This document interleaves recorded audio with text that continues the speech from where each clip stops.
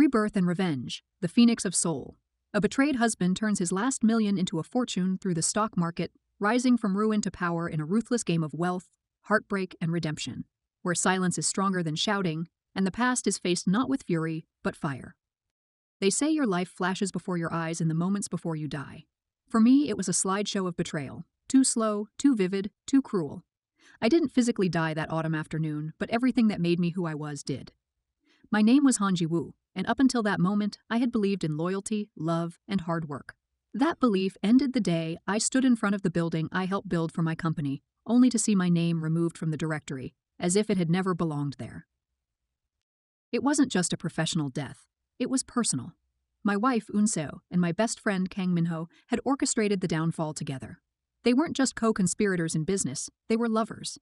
Secret smiles exchanged during board meetings, hushed phone calls, and late nights that I once believed were just work. The knife they buried in my back didn't twist suddenly. It had been sliding in slowly for years, and I had been too blind to notice. Minho had been my business partner since university. We built our logistics company from scratch in a cramped one-room office with a single cracked monitor and dreams bigger than our bank accounts. And Eun-seo, she had been my muse, my center, my reason. We had gone through the growing pains of poverty together. I thought those trials had made us unbreakable. I was wrong. The plan was brilliant in its cruelty. While I busied myself handling clients and expanding operations, Minho siphoned contracts to shell subsidiaries under his name. He forged signatures, redirected funds, built internal support among employees, and slowly pushed me out until the board held a vote of no confidence. Eun-seo, who knew every password and every detail of our financial history, handed it all to him. They didn't even hide it once it was done. The company was rebranded. New signage, a new logo, and new leadership. Everything changed overnight. I wasn't just betrayed, I was erased. The media had a field day. Rumors spread like wildfire. Investors pulled out. Lawsuits piled on my desk. The official line was that I had embezzled funds, that I was mentally unfit, and that I was stepping away due to stress-related breakdowns. I tried to fight it at first, but every lawyer I approached mysteriously pulled out days later. Connections vanished. Friends didn't return calls. The city that once praised me now spat out my name with disgust. I moved out of the apartment I shared with Eun-seo, not because I had to, but because I couldn't bear the ghosts. I watched her from the hallway one last time. She was packing for a trip, humming to herself. The same voice that once lulled me to sleep now sounded like an echo from another life. She didn't cry. She didn't flinch. There was no guilt in her eyes, only relief. The apartment keys felt heavy in my hand as I dropped them on the console table. That was the day I became a man with no home, no love, and no name. I wandered for weeks, crashing in cheap motels, sleeping in the backseat of my car, and living off instant noodles and cold convenience store rice triangles. The world felt louder, crueler. I used to be the kind of man who held doors open and smiled at street musicians. Now, I barely looked people in the eye. Shame clung to me like a second skin. I felt like a shadow walking among the living. I thought about ending it, more than once. But then I found the letter. It was buried in the glove box of my rusted car, creased, stained, and forgotten. My mother had written it just months before she passed. She knew I was busy. She knew I might not read it right away. But in her shaky script were words that lit a fire in me. She told me that life owed us nothing, that people will betray you, that love will vanish, but what no one could ever steal was your will. She reminded me that I was a son of survivors, that I had been raised not to surrender, but to rise, and that if I ever found myself broken, I should remember the fire within. Her final line wasn't poetic. It was raw, real, and etched into my memory like a scar. Be the fire, Ji-woo, burn and rise. That night, I didn't sleep. I stared at the cracked ceiling of a seedy motel and repeated those words until my heart remembered how to beat. I sold the car for barely anything. I used the remaining 1 million won. I had an ironic final gift from my severance package to buy an ancient laptop from a pawn shop and sign up for a basic online trading course. I knew nothing about stocks, nothing about the market, but I had nothing left to lose. I moved into a rooftop Gosi one, a room the size of a closet with no windows and walls so thin I could hear the neighbor breathing. I made a promise to myself that night. I would never trust anyone again. Not with my money, not with my life, not with my dreams. I would become something they couldn't touch. Trading started as confusion. Charts made no sense. Numbers danced in meaningless rhythms. I failed repeatedly. I lost a third of my money in the first week.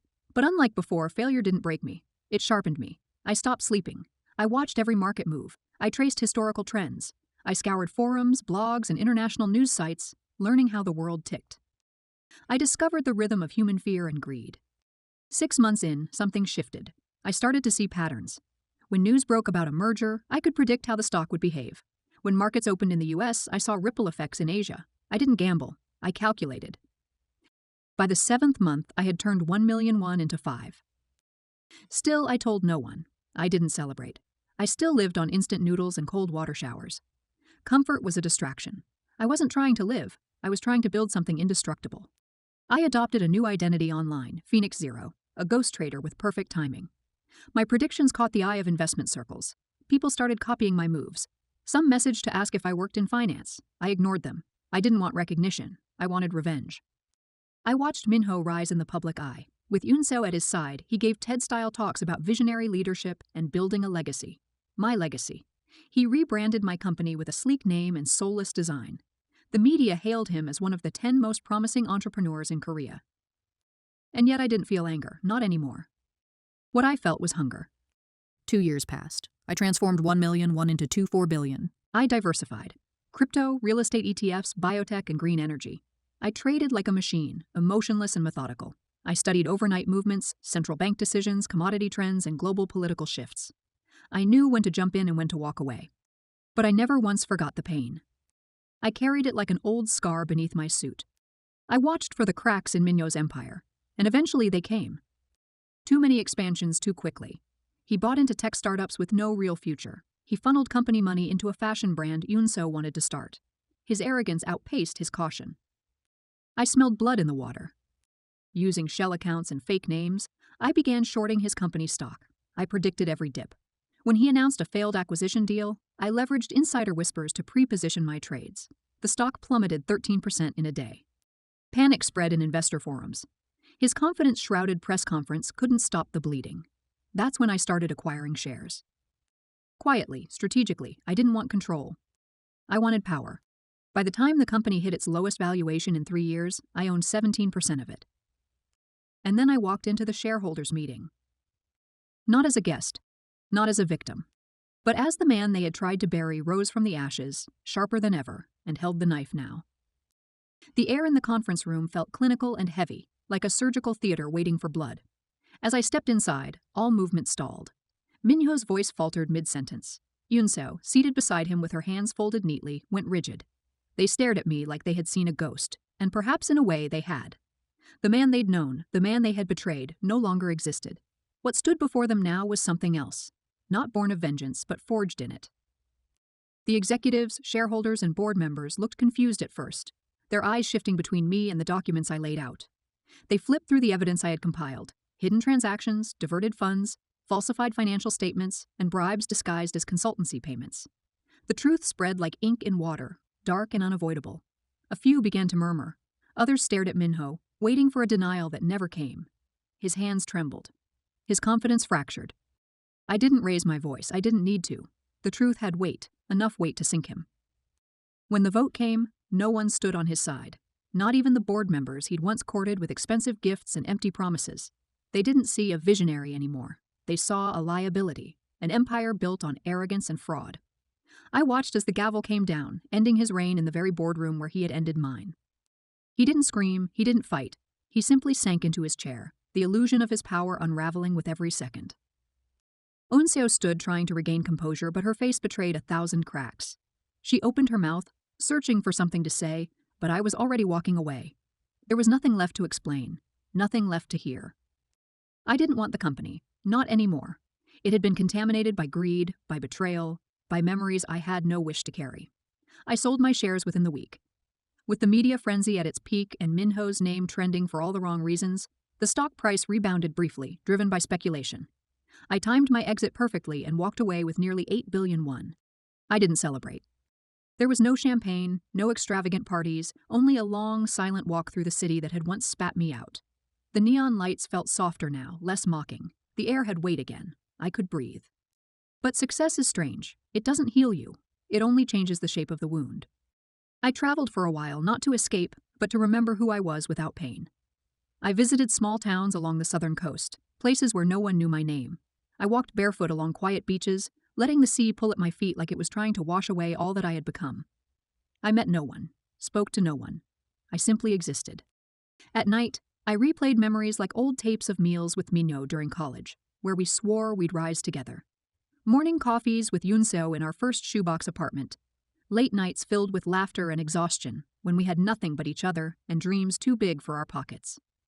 The grief came slowly in soft waves, not just for what I lost but for the parts of me that I had to kill to survive.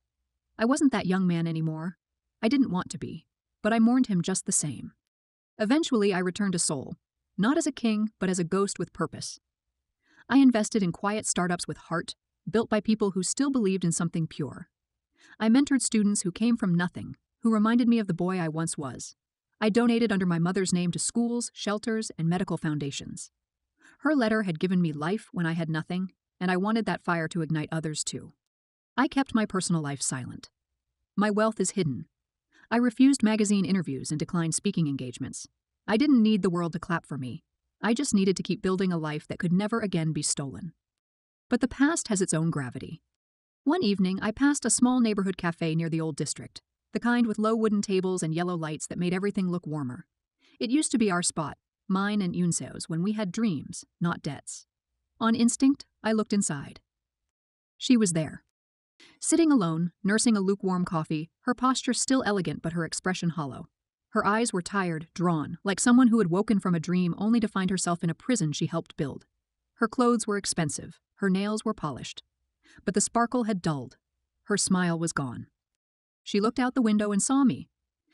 For a second, neither of us moved. The weight of everything unsaid hung between the glass panes.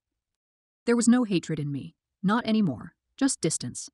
I nodded once gently as if to say I remembered, but I had moved on. She blinked, lips parting slightly, and then I turned away. The night air was cold, but it no longer bit at my skin. I had made peace not by forgetting, but by refusing to let those memories chain me. Time passed. My life grew quieter, fuller. The money continued to multiply. Investments bloomed. The students I mentored graduated, built companies, and sent messages of thanks. I watched them grow and felt a pride that didn't come from profit, but from purpose. Every year on the anniversary of my fall, I returned to the rooftop room where it all began. It had long been abandoned. Dust coated the floor. The ceiling still leaked, but it stood like a monument to the fire I had once lit. I'd sit there for an hour in silence, remembering. Not to punish myself, but to never forget that even from ashes, we can rise. Not because we are strong, but because we choose to be.